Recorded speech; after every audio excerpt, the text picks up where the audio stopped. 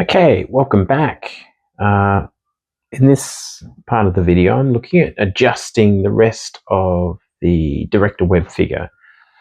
I've changed the suit and the stance, and I'm really happy with how that looks. That looks a bit more authoritative and looks like there's some movement happening there, but I don't want to be too detailed with him because, as I mentioned before, the focus will be on Master Tatsu, and in the background we've got Director Webb, but he's not saying anything, and in the foreground is Jim Reel, but he also will be out of focus because I want that attention to be on Master Tatsu, which is part of the storytelling. For this part of the demonstration, I am planning on adding just a slight bit of reflection from our background light source onto the head of Director Webb. The reason for that is this looks very flat. I've put down a flat bit of color and it makes the head look, to my mind, a little bit enormous. There's no volume to it, no differentiation in the size of what it could be or the structure. So by adding a hint of reflection on one side, I'm hoping that will create that adjustment. If I give a quick demonstration of what I'm talking about.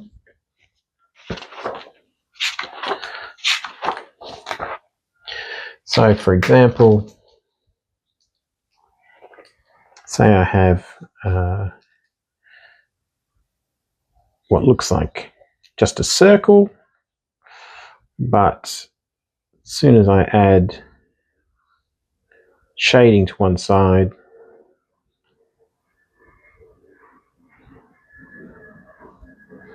it creates the impression that it is now a three-dimensional object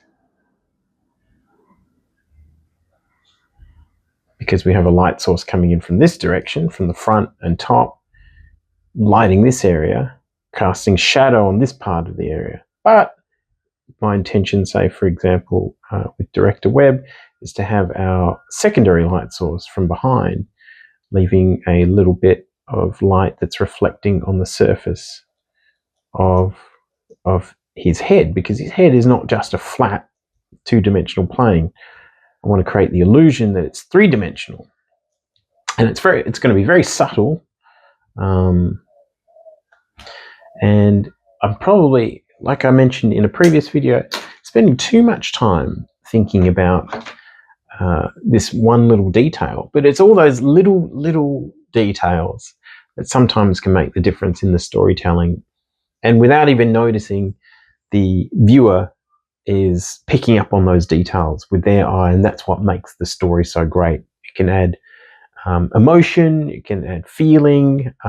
There's some sort of sense that they're in an environment, and that environment is cold, and the hint of this reflection on him adds to that coldness. It was something I picked up on in a lot of great 80s, early 90s action films. It would often have that backlighting with a misty background. You saw it a lot in the X-Files. They did a lot in the X-Files, and it always gave this ominous sensation that you could almost silhouette a character, but you could tell that they were three-dimensional and there was someone there because there was this backlighting going on. So that's what I'm going for in this image here. Okay, so here we go. I'm using a Cold Grey 2 of the Albrecht Dürer pencil for this. I could do this with paint and a brush, but I'm really into the Albrecht Dürer pencils at the moment, and I've consistently used it for a lot of the other parts of the other characters, so I'm going to continue with it here. And my secondary light source is coming from this direction, so I'm going to just delicately try and light part of his face on this side. Doesn't have to be a whole lot.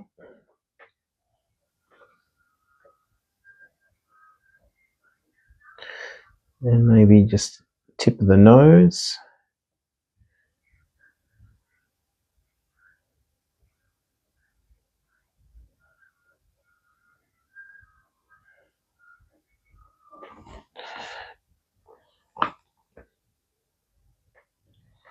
And just by using the pencil, I feel like I have a greater sense of control. My hands are not that steady when it comes to painting, and I can get a nice fine tip with the pencil.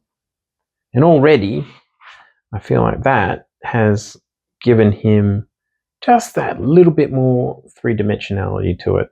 And I haven't had to overdo it with any changes in the color. I've kept him pretty simplified there.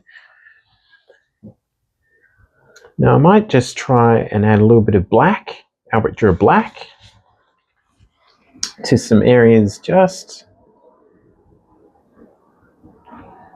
in the tops there, just to define some more shape.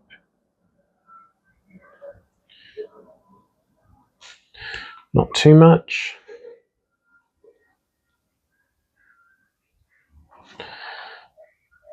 There could be that point where I overdo it, and I don't really want to do that, because I feel like I've really captured the essence of what I was going for by just adding in that little bit of highlight on the side of his face.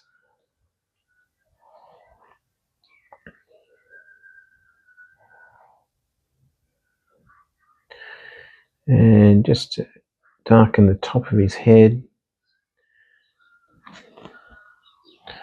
indicating where the hairline is, and down there, maybe a little bit under the chin. Just some little subtle changes that the eye would pick up on.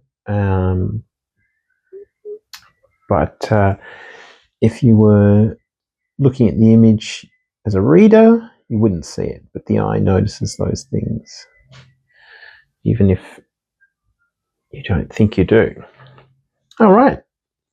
I think that was enough detail there to give me the impression that I was going after.